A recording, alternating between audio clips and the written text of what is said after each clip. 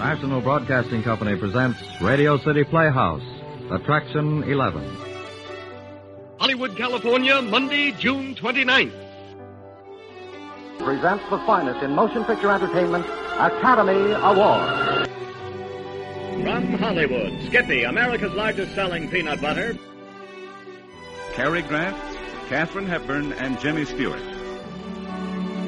The Lux Radio Theatre welcomes you all.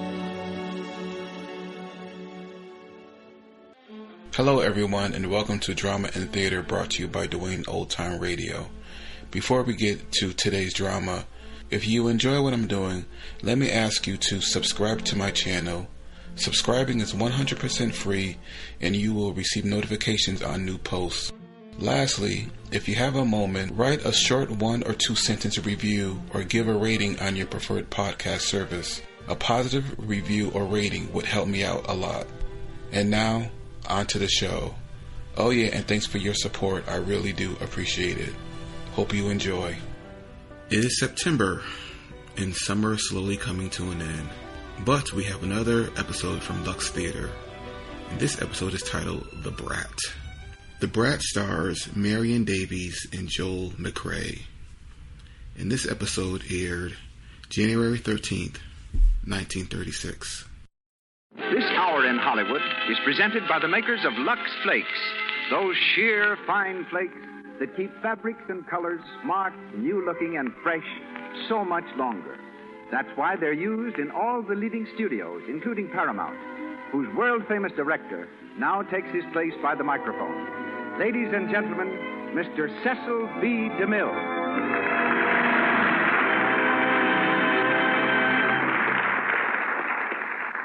Greetings from Hollywood, ladies and gentlemen. The island of Manhattan was bought from the Indians for merchandise valued at $18.21. Critics say that the 21 cents was for Brooklyn. If that's true, small change made great changes in motion pictures, because one Brooklyn neighborhood gave the screen Norma and Constance Talmadge, Lillian and Dorothy Gish, Anita Stewart, Irving Thalberg, and the star of tonight's production, Marion Davies. Known throughout the world for her generous support of deserving enterprises, Miss Davies' most famous charity is the Children's Clinic, built and maintained by her at Hotel, California. Throughout her career as artist model, chorus girl, Shakespearean actress, and picture star, she has preserved a refreshing wit. She's unexcelled as comedian and mimic. Her father was Judge Bernard J. Duras, a New York magistrate. And as a little girl, she often watched the drab parade of transgression and poverty that passed before his bench. In the role of the Brat, she plays a character that she's known since childhood. The courtroom in which our play opens might well have been the very room in which she and her father sat so many times. Co-starring with Miss Davies in tonight's drama is Joel McCrea as Steve Forrester, the black sheep of a wealthy New York family. Both Miss Davies and I claim to have discovered Joel, but I'll take that argument up with her a little later.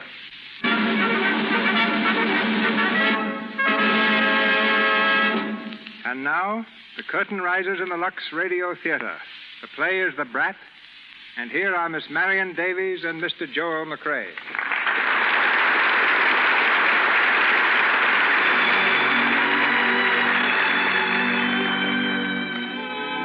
On a dimly lighted side street in New York's West 50s, Manhattan's famous night court is in session. A restless crowd stares and murmurs. Along the wall is ranged a line of shabby miscreants. They shuffle uneasily in their places, waiting their turn before the bench. Next case. Daniel A. Fogarty. Here. Stand over there. What's the charge? Disturbing the peace, engaging in a fist fight, and resisting arrest. Guilty or not guilty? Your Honor, I was only... Guilty or not guilty? Guilty, Your Honor, but there wasn't any fight, Your Honor. No fight? No, Your Honor. You see, the man was no match for me at all. He was... That's enough. 10 days. 10 days? Why, Your Honor, Come on. Glory be, and what will I tell me old woman this time now? Stop it. Stop it, let me go. I ain't done nothing. I ain't done anything. Come on. You got no right to. Quiet. Lip now, none of your lip. What's the matter there, Opal? Order. Quiet. You ain't got no right to do this. Quiet! What's the matter, officer? This girl, Your Honor, she wouldn't come with me peaceful. I had to drag her for 6 blocks. But I ain't done nothing, Judge. Honest, I ain't. Just a moment. What's the charge, officer? Vagrancy, Your Honor. Vagrancy. Well, young lady, anything to say? No, sir. Why not? Because I don't know what it means. Quiet! Order! What's your name? Peggy McLaren. And where do you live, Peggy? I don't live anywheres now. You have no home? No, sir. You see, I just come out of the hospital a couple of days ago. I was sick. I went back to the dance hall on Delancey Street where I used to work. Only they wouldn't give me my job back again because they said I got too skinny. And I didn't have no money or nothing, so I didn't have no place to go. I see. Well, that's what we mean by vagrancy. People who have no jobs and no homes are called vagrants. So you arrest him. That's fine, that is. How can a guy get a job or a home when you got him locked up in the jug? Order! You don't seem to understand, Peggy. We don't arrest vagrants as criminals. We do it for their own good, to take them off the streets. That cop of yours took me off the street all right. He almost broke me arm. Well, you should have come with him peacefully. Now tell me, before you went to the hospital, where did you live then? Delancey and Cooper Street. I lived there with an old lady. She said she was my aunt. She said she was your aunt. Yeah, I didn't know her so well personally. Why didn't you go back to her? Well, I wanted to. But when she found out I didn't have no job and couldn't bring her no wages, she said she wasn't my aunt no more. You have no one else you could go to? No parents? No, sir. I ain't had any parents since I can remember. Well, I'm afraid there's only one thing we can do. You ain't going to send me up. Not to jail. No, of course not. But for your own protection, I think we'll have to put you somewhere where you can get the proper care and nourishment until you get on your feet again. You mean a home? Yes, a home for girls. Oh, no, Judge, please. Don't send me to one of those places. Please don't send me. No, it's not so bad as that. But I don't want to go. I'll get a job again. Give me a chance, please. Oh, please, give me a chance. Now, there's no use crying here. Look up here. Your Honor. Yes? Oh, good evening, Macmillan. May I speak to you a moment? I'm sorry, but... It's about this case. Oh. I'd like to speak to you alone. Of course. Now, you go over there and sit down, young lady. And please try to stop crying. Come into my chambers, will you, Macmillan? Well, Mac, what are you doing down this way? Looking for a little local color. For your new book, I suppose. That's right, and I think I've got it. That girl, Judge Henry. What about her? She's just the type I've been looking for. I'd like a chance to know her better, to study her. You see, the book's called The Brat, and she fits it to perfection. There's not much doubt about that. But how are you going to get a chance to study her? I mean... Well, here's the way I see it. If I could take her home with me for a few months... Take her home? I don't think your mother would appreciate that. Oh, she won't mind, and it's a great opportunity for the girl. Between Mother and me, we ought to be able to make something out of her. Well, I don't know, Mac. I can't give her over into your charge. But if Mrs. Forrester is willing to do it... I'll give her a ring right now. Well, there's the phone. Thank you.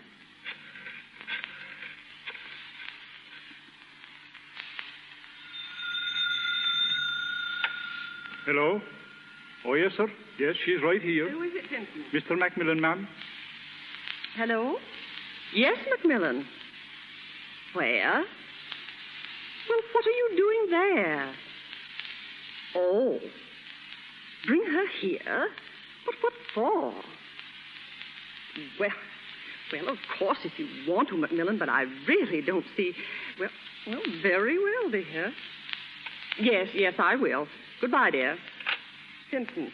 Yes, Mrs. Forrester? My son is bringing a young lady home with him. Have some sandwiches and coffee ready, please. Very good, ma'am.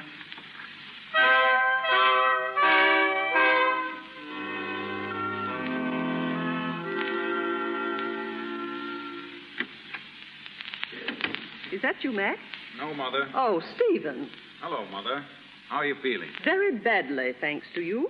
Why? What's the matter? You know very well what's the matter. Where have you been all evening? At the club. I thought so. You've been drinking again, haven't you? Well, I had one, if that's what you mean. Well, that's one too many for you, Stephen. Oh, for heaven's sake, Mother, you treat me as if I were a child. That's the only way you deserve to be treated. Why weren't you home for dinner? I didn't know you expected me. Well, you might have called. I'm sorry, Mother. I didn't know you'd worry. Not worry. With you out until all hours, carousing around with those good-for-nothing friends of yours? Why shouldn't I worry? Well, my friends are all right. Yes, you think they are, because they're just like you. A lot of young wastrels. Wastrels? Is that your opinion of me? If you want the truth, Stephen, yes. You haven't a spark of ambition in your whole makeup. If you had, you'd have stayed in college. Instead, you failed miserably. Well, that wasn't entirely my fault. I didn't want to study art. You know that. You and Mac made me.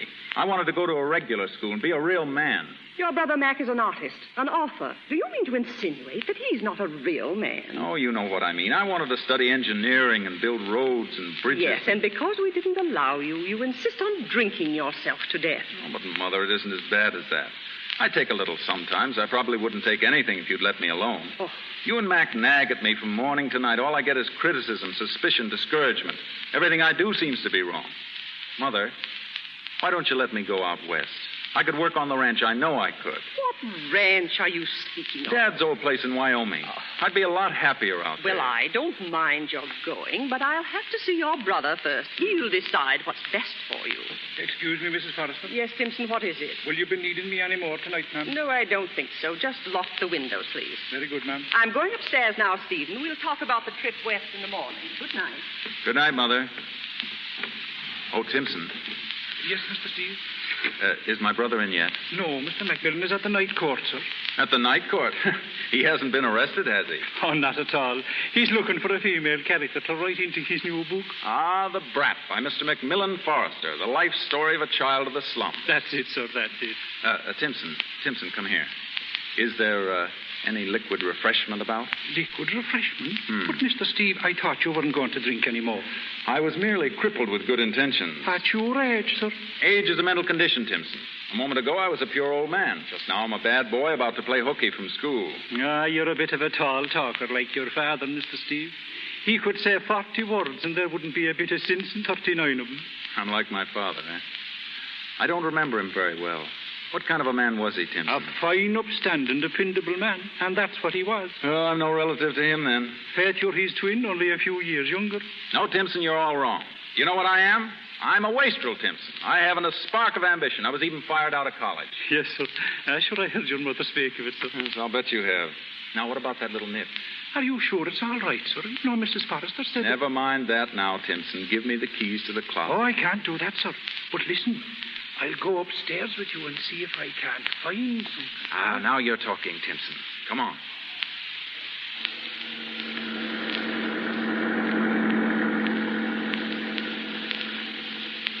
Hey, mister, do you mind if I ask you a question? Not at all. Where are we going? You'll see. The judge said you were going to take care of me. Is that right? Right. Well, what's the layout? The layout? Yeah, the payoff. What's it all about? Oh, I'll explain it to you later. This is the house. Come on. Are you sure it's all right? Of course. I mean, nobody's going to get sore or nothing. I don't think so. There we are. Go ahead. Thanks. Say, is this where you're bored? Well, yes, in a manner of speaking. Gee, it's a swell dump, all right. Not so bad. Real fireplace and everything. Brr, me mitts' hair froze. Sit down. I think you'll find this chair pretty comfortable. No, I guess I'd get it dirty. I've been walking around in the mud all day. All day? Yeah, it's been a long day, too. I didn't know I was so tired till I sat down in your automobile. Well, why didn't you take a little nap on the way up? I can't sleep if I'm scared. Scared? You're not scared now, are you? Uh-huh. Well, nothing's going to hurt you here. Well, how hungry are you? Well, I had a cup of coffee for breakfast. Nothing since? Nope. Well, I'll see if I can't hustle up a sandwich for you. Make mine a hamburger. I don't believe there's a bit of hamburger in the house. Wouldn't chicken do? Chicken? Ah, you're kidding me. No, I'm not. If everybody hasn't gone to bed, we'll have a bite of supper together. Wait. I wouldn't ring that bell if I was you. Why not? Well, if you get your landlady up, she'll be awful sore on you. Don't worry. She's used to me by this time. Sit down. Well, I guess I can take a chance. Hey, Pipe what's coming down the stairs. Is that your father? Hardly. His name is Timpson. Well, you do the swearing. I won't say a word. You rang, sir? Yes, Timpson. I want you to get a few sandwiches and a pot of hot coffee and make the sandwiches thick. The sandwiches are already made, sir. Good. Rush them along, will you, Timpson? Very good, sir. He's a mean-looking old guy, ain't he? I never seen a landlady's husband yet that wasn't a grouch. Wouldn't you like to take off your coat? Yeah, I guess so. You didn't seem to like the night court. I wasn't ever there before. I guess you laughed the way I was, carrying on so. No, why should I? Because I was so green. Where were you when they picked you up? Sitting on a bench. I was scared stiff the way that cop spoke to me. Why didn't you come with him when he asked you to? I don't know. Say, you're awful nosy, ain't you? That's my business. I'm a writer. I like to find things out. Then you put him in the newspaper? No, I put them in a book, and then I sell the book. Oh. Don't you get awful tired walking from house to house? Say, what if you had shoes like mine? They was given to me in the hospital. When I get rich someday, I'm going to have 2 pairs of shoes, so I won't know which ones to put on. When you get rich? Well, I can't make you rich, but I might be able to help you a little. How do you mean? Well, right now you have no home, no relatives, no friends. Nothing. If you left here now, you'd have no place at all to go, would you? No. Well, you don't have to leave. I'd like you to stay. Here, in this place? Yes, I need someone to work with me, sort of a secretary. And I'm sure my mother could find something for you to do. In return, we can offer you a good home, good clothes, and good food. Then it'd be like I was working here. You've given me a regular job? Yes. Oh, gee. Oh, gosh, mister, that's just swell of you. Yeah, please. You mustn't do that. Take my handkerchief. Handkerchief? It looks like a towel.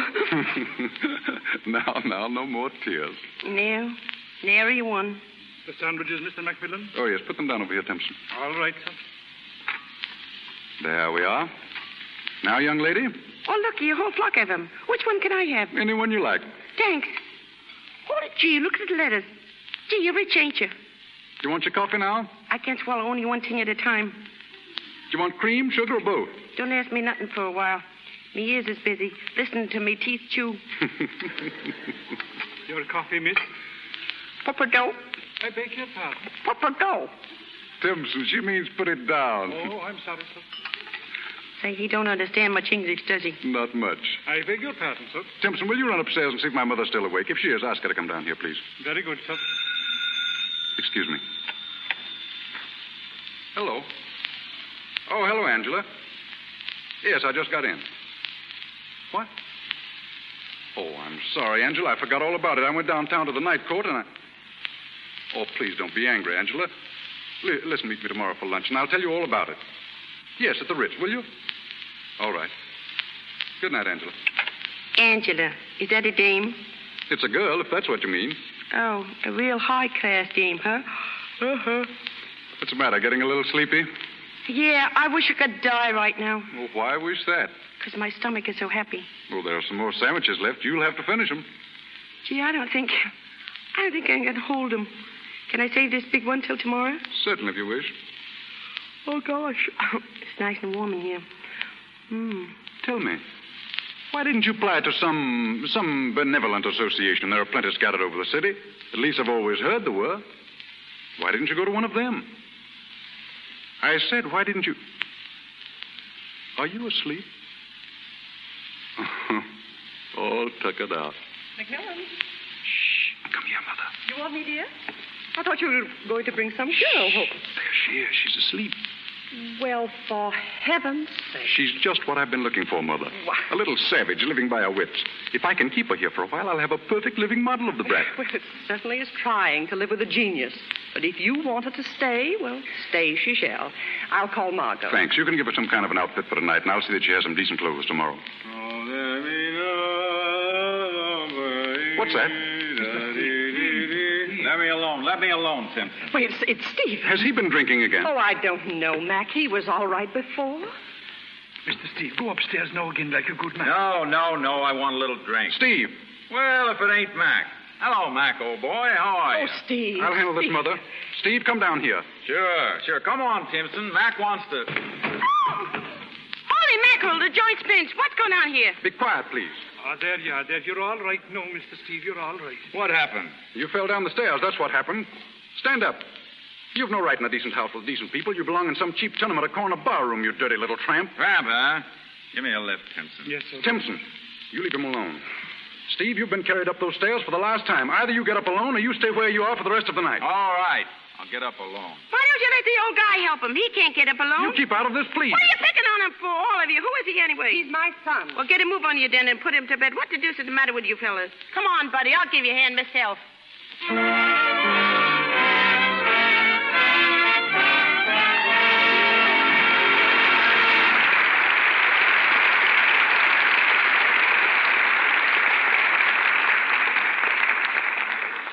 In a minute, will go on with Act 2 of The Brat, starring Marion Davies and Joel McCrea.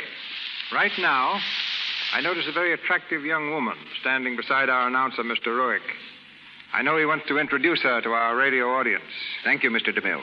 Ladies and gentlemen, our guest here tonight is not in the movies, but she probably knows movie stars as intimately as anyone in Hollywood.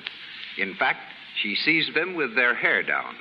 Am I right, Miss Pedretti? Yes, that's literally true, Mr. Ruick. Of course it is, because Miss Rosa Pedretti is one of the experts in Hollywood's most famous beauty salon, Westmore's, with customers like Irene Dunn. Yes, and Carol Lombard, Ruth Chatterton, Kay Francis, Betty Davis. I could name ever so many. Your special work is taking care of the stars' hands, isn't it? Yes. Perhaps the women listening in will think that is easy. A screen star has no housework, no scrubbing, no dishwashing to make her hands rough and red. But here's an interesting fact. I see other hands besides those of movie stars. I've seen many, many hands that go in the dishpan 3 times a day, and yet look as soft and smooth and attractive as screen stars' hands. And it should interest you, Mr. Ruick, that so many of those women give the credit to using Lux Flakes in the dishpan regularly. We like to hear that, Miss Pedretti. Lux Flakes deserve compliments. They're marvelous, so gentle and soothing. I know that myself because we use them in the manicure bowls at Westmore's. We find that Lux Flakes are not drying. They don't rob the skin of its natural oils. You must have some interesting experiences in connection with your work for the stars. Yes. For instance, the other day, Ruth Chatterton thought she'd like to ride down Sunset Boulevard on a motorcycle. She did, with William Wyler, her director in Dodsworth. Next morning, she was dressing for a scene in the picture and discovered that she had broken a nail. A calamity in a close-up. But Westmore fixed it up. Now, you're not going to tell me that you grow nails. Of course not. But we make them. Perfect ones of fireproof celluloid. Not very practical for everyday use, but fine in an emergency. Thank you, Miss Pedretti.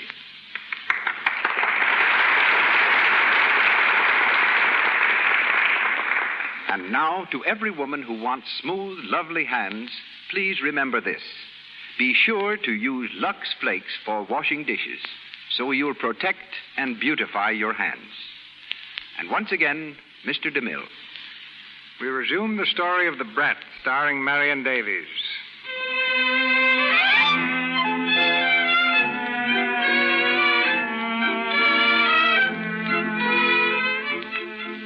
For 3 months, the Brat has enjoyed the comforts of the Forrester home, living a life of luxury while supplying Macmillan with material for his new book. We find her sitting importantly in Macmillan's private study. As the telephone rings, she lifts the receiver and speaks in her best society manner. Hello? Hello? Who is it? Who is it speaking, please? Who is it?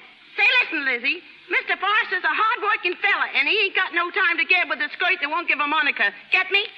That settles that. Well, if it isn't my old friend, the Brat. How are you, young lady? I beg your pardon, please. To whom would you speak in? I'm Mr. Macmillan Forrester's private secretary. Oh, well, I'm Mr. Macmillan's brother, Steve. You remember me, don't you? Oh, yeah. You're that funny-looking guy what lives here in this house. Right. Was you looking for somebody? Yes, I was looking for you. I ain't here. Come back next Tuesday. Steve, don't it beat the devil what good times me and you has? Certainly does beat the Dutch. Oh, that means you don't like for me to say devil. Does it? Maybe. All right, have it your way. I'll stand for it from you, but nobody else. Not nobody. Say, did you know that Mac was all through? Through with the book? Yeah, we're done. Ain't it swell? Yes. Well, when are you going away? Huh? Well, when are you leaving us? I ain't. You mean they're going to let you stay? Did Mac say so? What are you talking about, Steve? This is where I live. If it hadn't been for Mac, I would maybe be living in somebody's jail. But he wouldn't stand for it. He'd rather I lived where he lived. Yes, I know that, but you said the book was done, finished. Now what? I don't know. You going to that charity ball tonight? Oh, I don't know. I don't think so. Why not? Won't your ma let you? Oh, I guess she would. You ain't been drinking again and got her sore. Not a drop for 3 months. Oh, I'm awful glad, Steve. Thanks to you, little sister. Me? I didn't have nothing to do with it. Oh, yes, you did. You just say that because you like me. Because I like you. Gee, you say that as if you mean it. Do I? Peggy, you've never been out west, have you? I've been as far as Jersey City. No, I mean way out west. Women and men? Nah. How would you like to live out there? Why, is Mac going to move? No, he isn't. I am. Oh, you are? No, it's a wonderful place. Miles and miles of open country where you can ride all day long and never hear a sound. Just the singing of the wind in your ear. Yeah, and the moon of the cows. Oh, you wouldn't care to go out there, I guess. Oh, me? Nah, it's too lonesome. Besides, I can get all that kind of stuff I want watching a Western movie. Oh, yes, I suppose you can. Hello. Oh, hello, Mac. What are you doing here, Steve? Well, I wanted to speak to you about something. Anything important? No, not very. Well, I'm going to be rather busy just now. Oh, all right. Well, I'll be back later then. I'll be here. Is anything wrong, Mr. Mac? What? No, of course not. You look kind of funny. I thought maybe you was mad or something. No, not mad, just tired. Hand me that manuscript, will you? Ah, no, please. Don't read any more today. You'll make yourself sick working so hard. You certainly take good care of me, don't you? Why not? You took pretty good care of me once. You know, Brat, you've grown amazingly the last couple of months. Yeah, I guess it's because I've been eating regular. Oh, boy, is that a pleasure. Does food mean so much to you? Nah, I don't care. Only when I got to go without it for a long time, I kind of miss it. Did you see the flower I put on your desk? Well, thank you. Ah, that's all right. I swiped it. Well, it's very wrong for little girls to swipe things. I suppose you knew that. Oh, flowers ain't stealing. They belong to everybody. You know, I've a half mind to write a sequel to you. What's a sequel? It's another book. Oh, is me and Richard going to be in it like we was before? Aye, not me. Is I and Richard going to be in it like we was, huh? Perhaps. He could come back after 10 years or so. No, we could, eh? And what would I do? I don't know. Maybe you'd take him back. No. No? I don't believe you like Richard. Oh, I like him all right, but he never asked me to marry him. That made me kind of sore. Suppose he had asked you. I would have said, oh, ever since the hours I spent with you, dear heart, the sands of the desert grow more colder, so therefore I will be your bride, and the world is mine. Nonsense. You know you don't talk like that. Of course I don't, but it's all right in the book. Go on, tell me about the sequel, yeah. All right. Now, the 10 years that Richard's been away, you've never seen him, but you've loved him all that time. Uh-huh. So when he returns again, he admits that he's been wrong. He takes you in his arms like this, and he says, I know I'm to blame, dear. I was a young fool. I didn't understand love. I didn't realize the power of it, the beauty and gladness of it. And now I've found you again at home, my dear. I love you. I love you. What would you say to that? You're a liar. What? No, not you. I mean Richard. That's what I'd say to Richard. Well, I'm afraid that'd finish the sequel right there. Oh, no, please go on. Excuse me, sir. What is it, Simpson? Mrs. Forrester would like to see the young lady, sir. What for? Something about trying on a costume, sir. Oh, I know. It's the dress I'm going to wear at the charity benefit tonight. The one I'm going to do the dance in. Oh, well, run along then. All right. So long. See you later, Mr. Mack.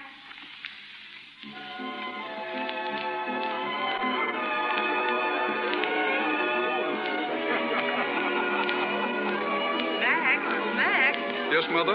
Where is that girl? The Brat? Oh, she's around someplace. Why? Mac, do you think it was nice to bring her here? Why not? Mrs. Lawrence said she didn't mind, and I'm interested in watching the Brat under these conditions. Well, I hope she doesn't disgrace us. Oh, have you seen Angela yet? Not yet. Well, she's in the drawing room. She said if I saw you to tell you that. Oh, thanks, Mother. I'll see what she wants. Hello, Angela. Hello, Mac. Mother said you wanted to see me. Was that the only reason you came? Of course not. What makes you think such a thing? I was just wondering. Mac. Yes?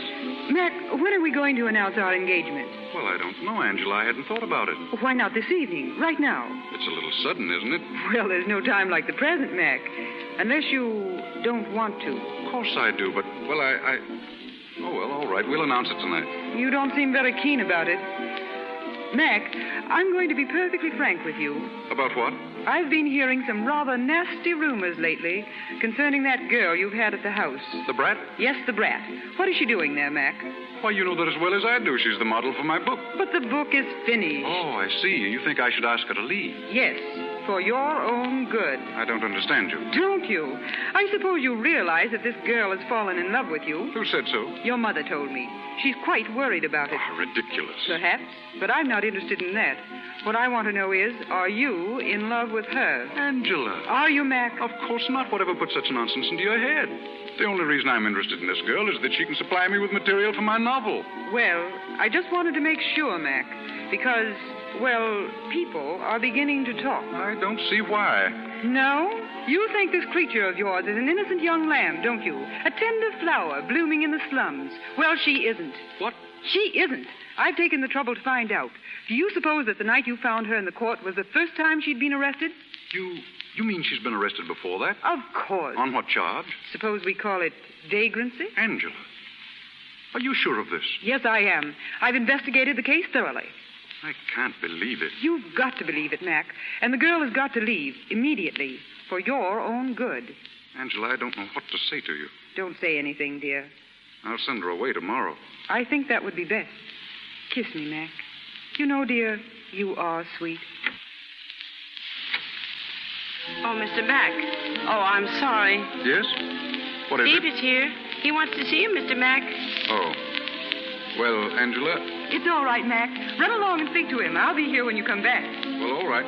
I'll be with you in just a few minutes.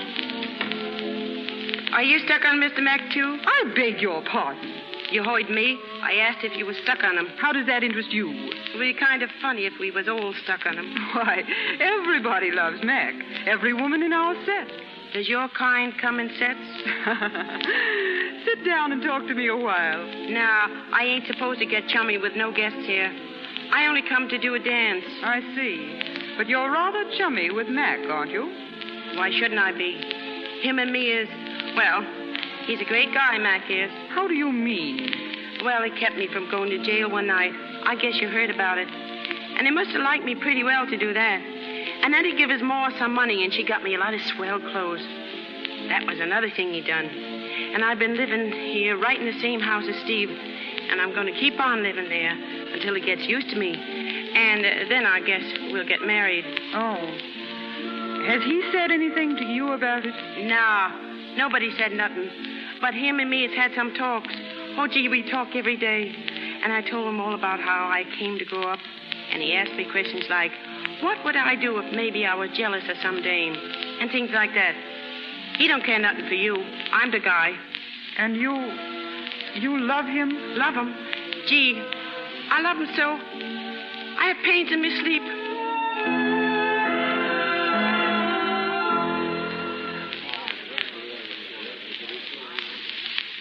I thought you weren't going to come, Steve. I wasn't, but I decided to leave for the ranch tonight. I've come to say goodbye. So you're really going? Mother gave you the money, I suppose. Yes. How much did she give you? $200 cash and a railroad ticket. Round trip? One way. Well, I hope you make it pay. I'll have to. Keep away from bar rooms and you won't have any trouble. If I don't, you'll never hear of it. Say, before I go, there's something I want to ask you. Yes? This book of yours, I suppose you'll make a fortune on it. The Brat? Oh, perhaps. What does the girl get out of it? The time of her young life. Is that all? Certainly. For the past 3 months, she's had a good home and plenty of clothes, and as a crowning joy, she's making her debut here in society tonight. And tomorrow? Tomorrow, she's free to go where she pleases. Is it quite fair to turn her back to the slums again? Why not? That's where I found her. I know, but perhaps you haven't realized that 3 months spent in an environment like this means a lot to a youngster like her. She may be different now. They're never different, that kind. She's already different. See here, I don't propose to have my judgment or my actions questioned by anyone, least of all you. You talk as if you were her big brother. Well, I am her big brother, and I'm going to see that she isn't kicked out of here to starve. What are you talking about? I'm not kicking her out. I'm letting her go. Where? That's none of your business, and if you don't mind, we'll drop this discussion right here. Excuse me.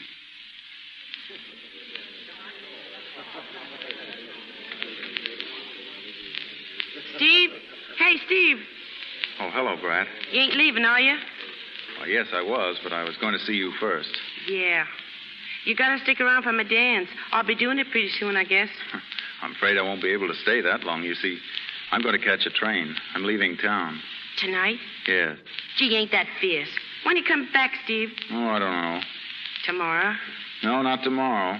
Next week? Next month? No, never. Never? Would you miss me very much if I didn't come back?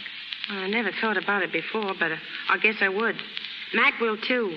Him and me both will. Why do you say that? Well, we just will, that's all. Why do you say Mac and me? Oh, that's a secret yet. You never used to have secrets from me. I know. This one ain't really a secret. It's just something I think about night times. Oh, but you're going away, so it's all right if I tell you. I think I'm going to get married to Mac. Marry? Yeah, that's why I'm so glad I'm going to dance tonight. Because he ain't never saw me do nothing. And he'd be so surprised, he simply won't know what to say. None of these other dames he knows can do one solitary thing. And I guess he'll be some proud of me, all right. I bet he'll love me even more after tonight. I'll love you more? Yeah, he does already. Oh, does he? Well, he never come right out and said so, but he does. He couldn't be so good to me and mean nothing. Oh, no, of course not. What's the matter? Oh, nothing. I know. You think I ain't good enough for him. That's what you think. No, it isn't. Honest? What's your address, Steve? I can write a swell letter when I get started.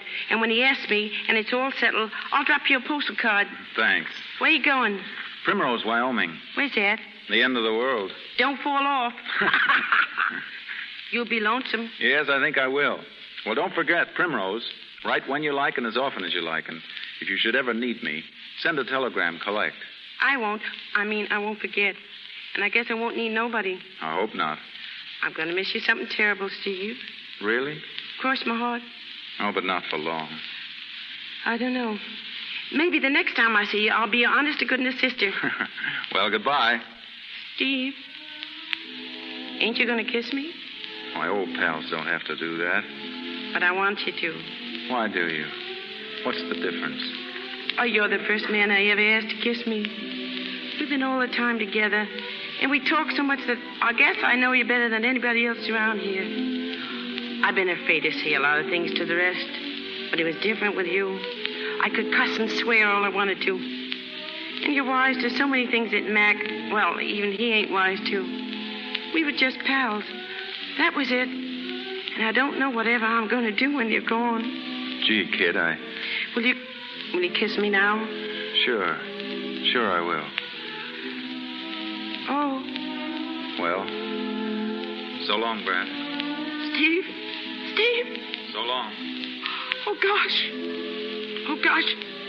It was him.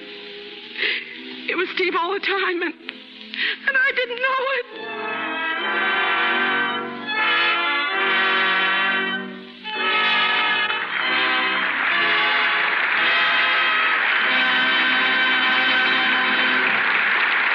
We pause for station identification. This is the Columbia Broadcasting System.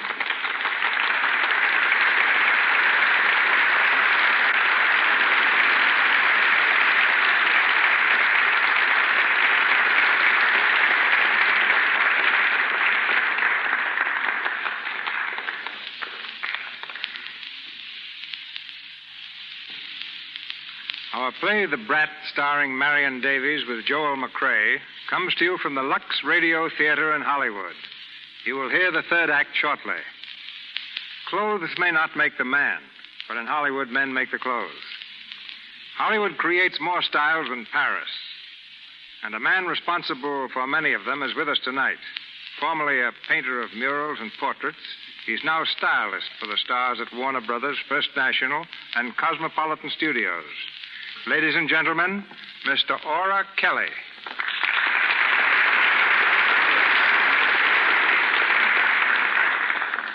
Thank you, Mr. DeMille.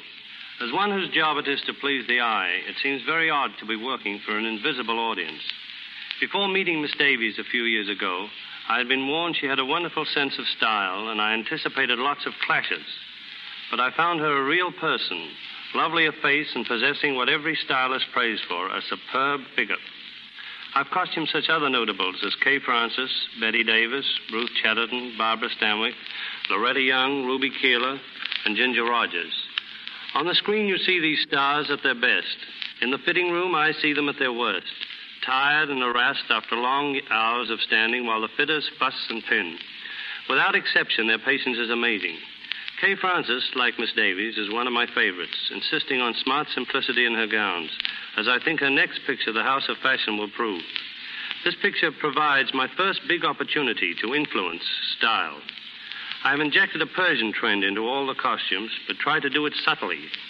Both evening and daytime dresses will suggest a trouser effect. Coats will have perfectly straight lines, and with these, they will wear turbans. Small for daytime and large for evening. Nothing will be radical. I've been inclined to underplay styles so that the smart and knowing woman will be able to adopt them. You, as a man of many modes, for stars of many moods, perhaps can tell us who's the best-dressed woman in Hollywood. Well, Kay Francis has been named many times, although Anita Louise has an amazing influence on youthful styles. College girls particularly copy her. Olivia de Havilland is another who must be counted on for future fashion importance. But whatever dresses we make, they must be made to last. Through our experience, we at Warner Brothers have learned that as far as washables are concerned, Lux Flakes can always be counted on to keep colors fresh and fabrics looking like new. As for fall styles, I think you are going to see a tendency towards simplicity, thanks in part to the movies. Line and Concha give the best effects and incidentally enable the public to apply the styles easily. My advice to you is concentrate on line. Thank you. Thank you.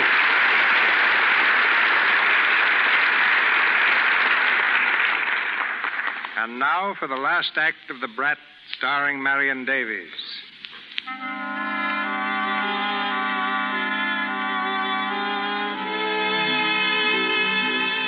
It is late the same evening. In the living room of the Forrester home, Timpson is drawing the shades, preparatory to retiring for the night. As he turns from the window, he's surprised to find Steve, grip in hand, framed in the archway. Good evening, Timpson.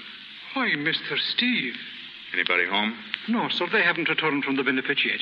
Did you change your mind about going away, Mr. Steve? No, but the train wouldn't hang around the station till I figured the whole thing out, so I missed it. You did now. And you're home for the night. Wrong again. I came back to ask you to do me a favor. I don't know whether you know it or not, but tomorrow the Brat gets canned. What? Canned, sir? Yeah, Mac's going to throw her out in the street again. Oh, but he can't do that, sir. He not only can, but he will. See here, Tim. You've got to do something for me. I've got $200 here, and I want you to take 100 of it and give it to her just before she goes. It'll keep her until she gets work. You needn't say where it came from. Will you do this for me? I will indeed, sir. Good. That settles the whole matter. And will you be leaving at this hour, Mr. Steve? Well, there's a train out at daylight. Then why don't you take a little bit of a rest up in your room, sir? It's nice and warm there, and no one will be a bit the wiser. That's a good idea, Tim. But don't tell anyone I'm here. I wouldn't have them know I came back for $1 million. There's the bell, sir. You'd better hurry up. Remember, not a word to a soul until I'm gone. No, sir, I won't say one word. Hello, Timpson. Well, are you all by yourself, miss? Yeah, I didn't like the joint much, so I scrammed. And what was the trouble, miss? Why didn't you like it? They wouldn't let me do my dance. Ah, do you tell me so? And I practiced it all morning, making believe the phonograph was an orchestra. Ah, musha, between fooling yourself and being fooled by your friends, 'tis a queer world. Let me take your coat, miss. No, please. Leave me wear it for a while. It's the last chance I'll ever get. How's that, miss? Nobody knows it yet, but I'm going away tomorrow. You made up your mind kind of sudden, like? Well, I do things that way, and then think 'em over later. Sometimes I'm wrong, but I'm most usual wrong. Oh, yes, miss. Timpson, how far is it to Primrose? And what would you be doing in Primrose? Steve's there, and I want to go to him. Oh, glory be, but I'm glad to hear you say that now. You like him, Tim? Ah, faith I do. He's a fine lad. Ah, why didn't you say so? I thought you was in with the rest of them around here, always treating him like he was in the way. No, he'll not be in their way any longer, miss. No, I won't neither. You only like him. I love him. And it's too late. You love him? Yeah. But I handed him such a line of talk about the other that he shut his trap and beat it. And who was the other one? Oh, that part of it's awful silly. At first I was crazy about Mac. What, Mr. Macmillan? Well, I wasn't real crazy, but I thought I was. You know how them kids get daffy over the fellas in the movies? That was me. I didn't know no better. But I do now. Are you sure? Oh, yeah. How sure? I can't tell you without swearing.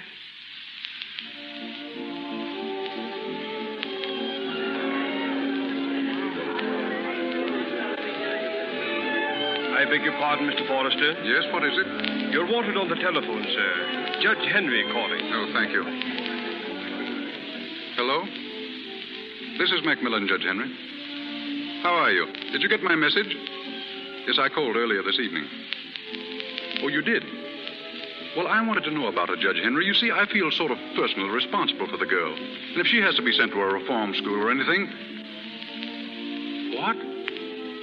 What do you mean? Oh, I see. Then there was never anything against her.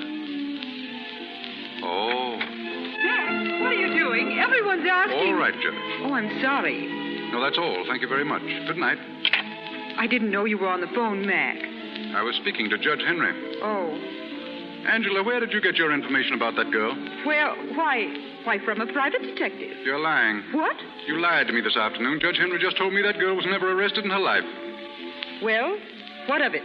Then you admit you lied. If you must know, yes. You didn't believe me when I told you I didn't love her, did you? You thought you had to blacken her character to make sure. Mac, listen to me. You must have known the truth about this would come out sometime. I didn't care. I see.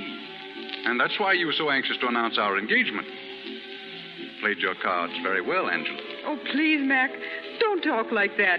Don't you understand it? It was because I love you. Yes, you had a peculiar way of showing it.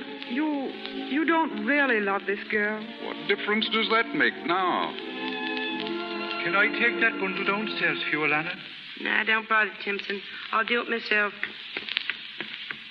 Hello. Oh, I didn't hear you come in, Mr. Mac. Where are you going? Me? I'm going back where I started from. What have you got in that bundle? My clothes. Anything else? You didn't give me nothing else, did you? No. And there ain't nothing else in here. So you're leaving us. Don't you like it here? Nah, it's too frosty.